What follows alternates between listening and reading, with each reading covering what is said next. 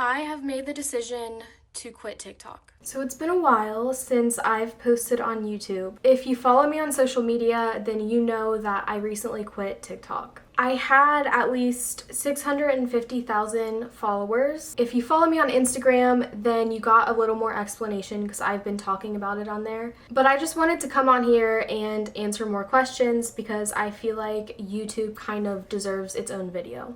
So I'm gonna be doing my makeup and getting ready at 3 o'clock p.m. and answering your questions. Also, my whole makeup collection basically looks like this. I don't have an explanation. I don't want to hear about it. This is the makeup that I use and I like it and I'm okay with it. Moving on. The first question is, why did you leave TikTok and would you ever consider going back? I love you. I love you too. So I left TikTok because I honestly, what it comes down to is I just wasn't enjoying it anymore. I was kind of posting because I felt like I had to.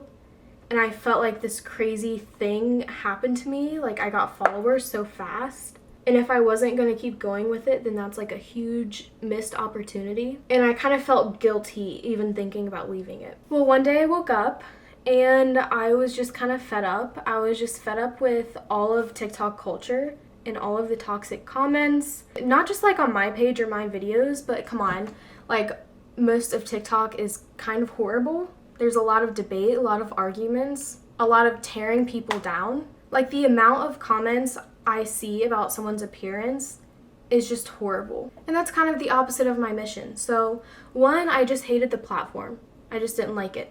I was wasting too much time on it too, and I did not like that aspect. And even when I would take social media breaks, I always made the exception to use TikTok because I'm like, oh, well, I have to post on TikTok, you know, it's what people are expecting and I can't let people down. But every time I would try to like give up TikTok for a little bit, I just couldn't because of that reason, so I hated that too. Overall, I just wasn't enjoying the app. This is something I've been praying about. Like I said before, I woke up one day and I'm like, I think God just wants me to give it up. And it's such a crazy thing because it's like, why would you give up that page, the page that's trying to do good on the app, and you have that many followers? But for whatever reason, it just felt right, and I made the TikTok announcing that I was quitting that day, and I never went back, and I don't regret it. I don't even scroll on TikTok anymore. I was thinking about this the other day, like randomly in the car.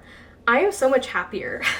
Like as a person, and like my mental health, everything has improved since getting off TikTok. Not posting and not scrolling and not getting so angry at every little comment that I see, because honestly, TikTok just makes me angry. I feel like it's where all of the bullies go for some reason. And you have the good people fighting back, but it doesn't make it that much better because it still happens. There's also the fact that I started this whole thing to have a conversation with you guys and to respond and talk about the things you submit. You can't do that on TikTok because it's just like 60 little second videos. I also found that people were watching my videos just for entertainment, which is fine. But at the end of the day, no one cared about the submitter and why I started this in the first place. People were suggesting step bro and step sis for you know the reason. And that's where I was just kind of like, okay, get out. Like you're ruining a good thing. Like, I'll take my small community of people that actually care about this and I'll leave and I'll go elsewhere because I'm just over it. So I did. So the second part of the question, would you ever go back? I'm not gonna give a hard no, like maybe someday, but right now, I don't see myself going back. I've been having such a good time just focusing on Instagram and my podcast, and now I want to focus more on YouTube. Next question is, when will you make a podcast? So I've been talking about making a Dear Diary podcast forever. You guys are probably super annoyed because I keep talking about it and I keep saying that I'm going to be releasing and then you hear nothing. I'll tell you one thing, I am releasing very soon. The only thing holding me up is me finishing my site, and I just spent hours last night finishing the site. So the site is almost done, and then the only thing I have to do is post the 3 episodes that I have finished. What's up? What's poppin'? I actually do have a release date now, and it is September 23rd. Mark your calendars. Someone asked what the podcast is even about.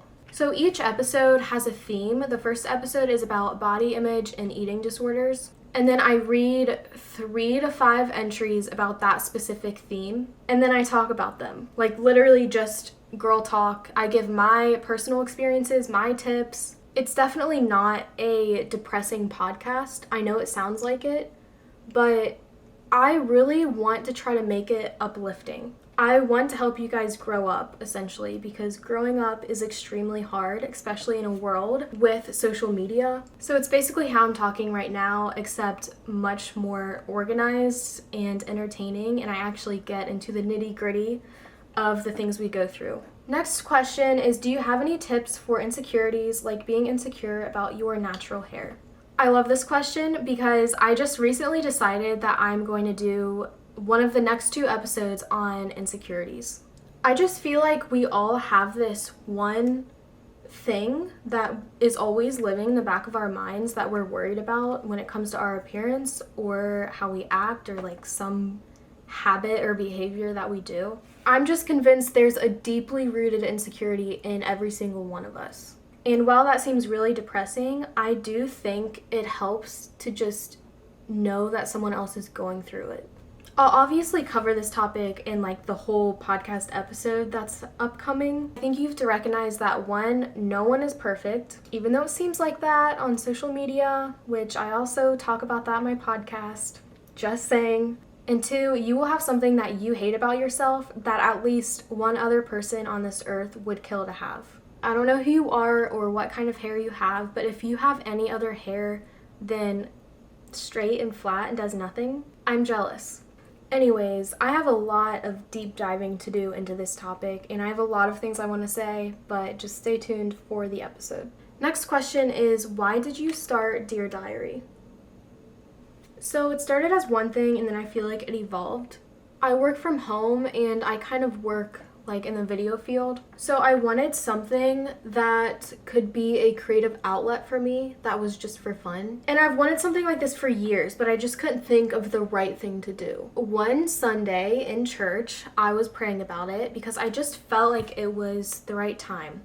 Like there was just something in me where I was like, okay, I'm gonna start this thing now. I don't know what it is, but I'm gonna start it. So I was praying about what I should do, and this idea kind of came to me. It's not that original. Like, people have done stuff like this before. The idea isn't like this crazy, innovative, completely different thing. I just took a concept that's kind of already been done and then I made it my own. So then I asked for submissions on TikTok, and we all know how that turned out. It went very well. I have like over 40,000 submissions now. And at first I was just kind of going with the flow of the crowd and kind of asking people what they wanted to see with it. And then I realized that I wanted to do more with it. I didn't just want it to be me sharing stories and that be it, because I felt like I had a lot to say and a lot to offer about some of the things that were being submitted to me. Because we've all been through some stuff, and I think we've all desired this raw, real conversation before about what is actually going on in our lives and what we're struggling with. So I wanted to take that idea and expand it. And that's why I wanted to start the podcast. So now the answer to that question is not to just share your stories, but I want to be the person that I needed when I was 13, and even the person that I need now. Like, I just want some real, raw girl talk.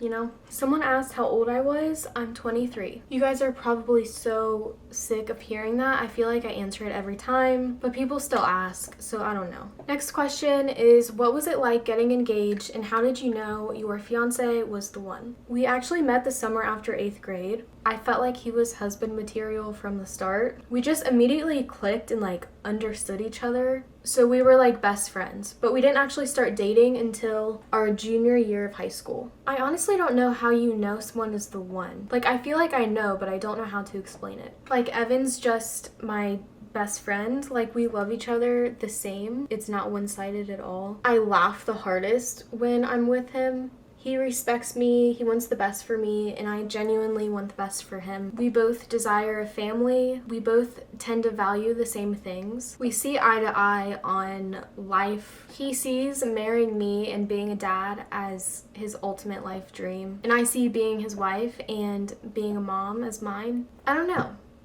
He's just my person. Like, he's just my best friend. I trust him with everything. He does nothing but love and support me, and that's all I want to be for him too. Plus, we have a lot of fun together. I feel like that's really important, and that's something a lot of people miss. Like, make sure you can easily have fun with them and laugh with them and try new things. I mean, you get to go through life with this person. And I think that's one of the things we're most excited about when it comes to getting married. We always say, like, I can't believe I get to go through this life with you. Like, it's just gonna be so much fun. Like, it's just like a dream. And I personally feel like that's how it should be. I'm not gonna say you're not gonna have any problems ever when it comes to relationships, but you shouldn't have any huge reservations either, and I definitely don't have any with Evan.